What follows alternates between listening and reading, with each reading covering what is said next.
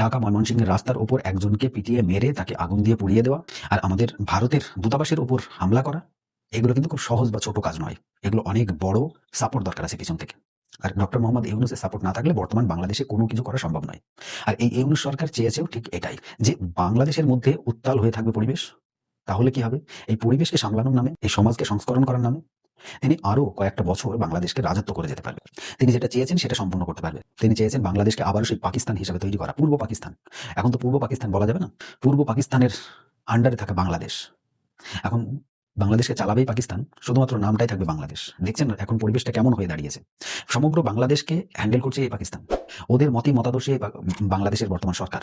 তাই এখন ভারত সরকার কিন্তু আর কোনো রকম ছাড় দিয়ে কথা বলছে না। এখন সিম্পলি ভারত সরকারের একটাই কথা, সেটা হচ্ছে আগে তোমাদের দেশের মধ্যে শান্তি সমঝোতা ঠিক করো, তারপর আমরা অন্য কোনো কথা বলবো।